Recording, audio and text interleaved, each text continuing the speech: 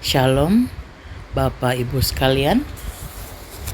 Kita kembali bertemu dalam sapaan damai sejahtera. Mari kita sama-sama berdoa memohon hikmat dari Tuhan. Kami bersyukur dan berterima kasih kepadamu Tuhan, Allah yang mengasihi dan memberkati keberadaan kehidupan kami. Terima kasih jikalau melalui program Samas ataupun sapaan damai sejahtera kami boleh belajar untuk menjadi apa yang sesungguhnya ingin Tuhan inginkan kami boleh menjadi dalam segala keberadaan kehidupan kami. Memberkati waktu kami ke depan dan dalamnya kami boleh diberkati melalui renungan yang sama-sama kami boleh dengarkan saat ini. Terima kasih Tuhan Yesus. Amin. Bapak Ibu yang kasih dalam Tuhan Yesus Kristus, kita akan sama-sama membaca dan membuka kebenaran firman Tuhan dari Yohanes pasal 5 ayat 5 sampai 9. Demikian firman Tuhan berbunyi. Di situ ada seorang yang sudah 38 tahun lamanya sakit. Ketika Yesus melihat orang itu berbaring di situ dan karena ia tahu bahwa ia telah lama dalam keadaan itu, berkatalah ia kepadanya, "Maukah engkau sembuh?"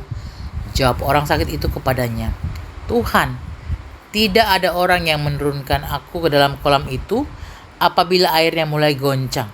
Dan sementara aku menuju ke kolam itu, orang lain sudah turun mendahului aku." Kata Yesus kepadanya, "Bangunlah, angkatlah tilammu dan berjalanlah." Dan pada saat itu juga sembuhlah orang itu, lalu ia mengangkat tilamnya dan berjalan. Tapi hari itu hari Sabat.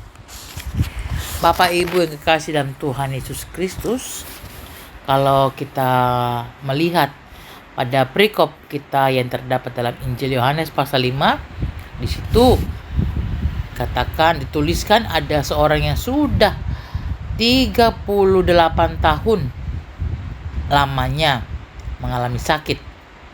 Dan pada saat itu ketika Yesus datang, dia melihat orang tersebut berbaring, dan karena ia tahu bahwa ia telah dalam keadaan sakit selama 38 tahun, berkatalah ia, Tuhan Yesus kepada orang itu, "Maukah engkau sembuh?"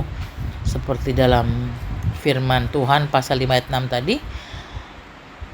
Jawab orang sakit itu kepada Tuhan, "Tuhan, tidak ada orang yang menurunkan aku ke dalam kolam itu apabila airnya mulai goncang, dan sementara aku menuju kolam itu, orang lain sudah turun mendahului aku." Bagi setiap umat Tuhan, maka mujizat adalah suatu yang luar biasa yang Tuhan kerjakan di dalam segenap keberadaan kehidupan kita. Nah, dalam perikop ataupun bagian ini kita mungkin hanya fokus pada kesembuhan yang terjadi ataupun yang dialami oleh orang yang mengalami sakit, tetapi sesungguhnya ada hal lain yang ingin Tuhan sampaikan, terutama terkait dalam hal ini ketika kita sebagai umat Tuhan yang hidup di dalamnya, itu ada perubahan yang seharusnya ada perubahan yang terjadi. Yang pertama, bahwa setiap kita bisa untuk mendengar suara Tuhan. Hal tersebut luar biasa. Jadi bukan hanya orang-orang tertentu yang bisa mendengar suaranya. Bahkan orang yang sakit lumpuh tadi, yang tidak punya pengharapan ataupun masa depan, juga bisa mendengar suara Tuhan. Bahkan Tuhan hadir menyapa dia. Jadi jangan mengatakan bahwa hanya orang-orang tertentu saja ataupun pendeta, penginjil, hamba Tuhan, ataupun pengurus aktivis gereja yang bisa mendengar suaranya. Tetapi setiap kita pun bisa, karena dia adalah Allah kita, Allah yang baik dan suka untuk dekat dengan setiap anak-anaknya. Nah, mungkin kita merasa bahwa saya nggak bisa mendengar suara Tuhan. Ada hal-hal yang mungkin saja hal itu terjadi bukan karena kita tidak sekolah sekolah teologi ataupun seorang ahli agama, melainkan oleh karena mungkin saja kita terlalu sibuk dengan urusan kita masing-masing, kemudian egois, kemudian masih suka yang dikatakan bermain-main dengan dosa. Nah, jadi penyebab seseorang tidak mendengar suara Tuhan bukan karena status rohaninya ataupun lawannya seorang Kristen ataupun jabatan, dan hal tersebut hendaknya membuat kita mengingatkan kita untuk tidak terlena dengan hal-hal yang membuat kita jauh dari Tuhan.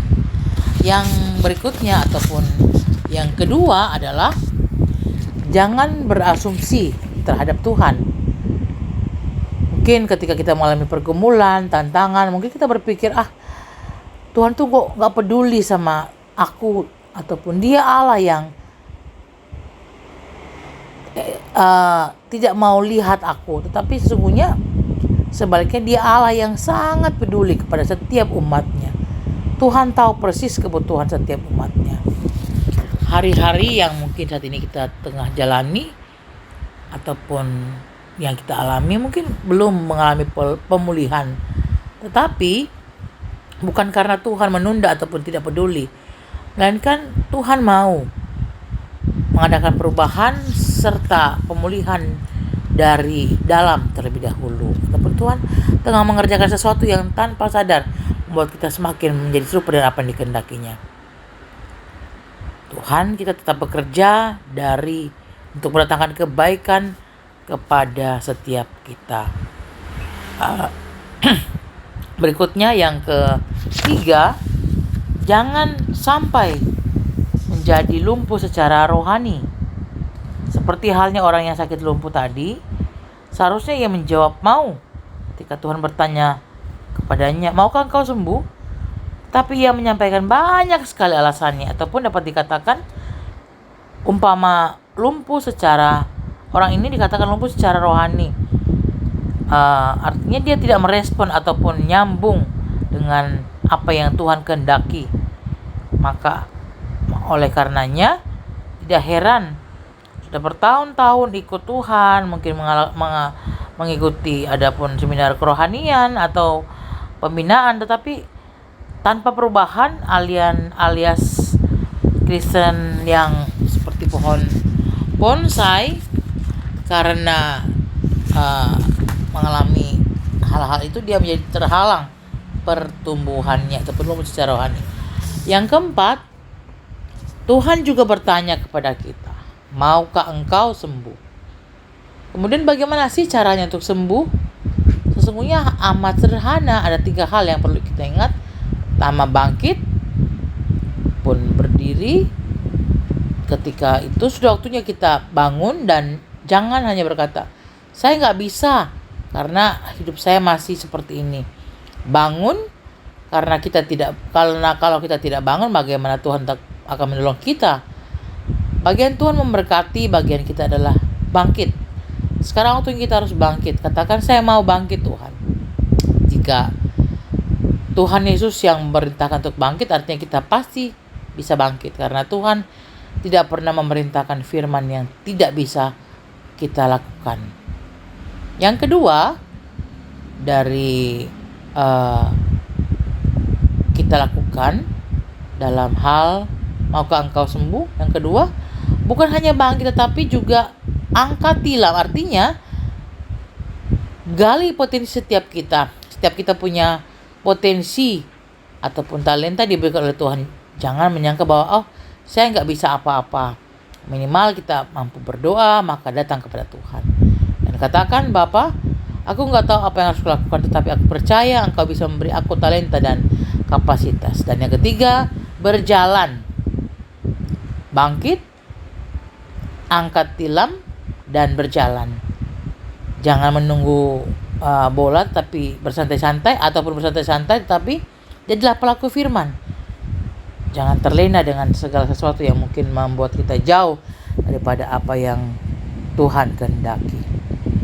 Lihatlah teladan Tuhan Yesus yang mati di atas kayu salib, bangkit, kemudian menang dan menyelesaikan tugas yang diemban dari Bapa di surga untuk menjadi juru selamat dan penerang bagi setiap manusia. Kita berdoa. Kami bersyukur serta berterima kasih kepadamu Tuhan. Pada hari ini Kau berikan kami kesempatan untuk belajar bagaimana sesungguhnya tanggung jawab kami. Transformasi yang Engkau inginkan kami melakukan dalam segenap keberadaan kehidupan kami. Kami tahu kami jadi sempurna, tapi kami mau melakukan yang terbaik dengan pertolongan kemurahan Tuhan. Berkati setiap kami, dan dalamnya kami boleh menjadi serupa dengan apa yang Kau kehendaki untuk kami boleh menjadi dalamnya. Terima kasih Tuhan Yesus. Amin.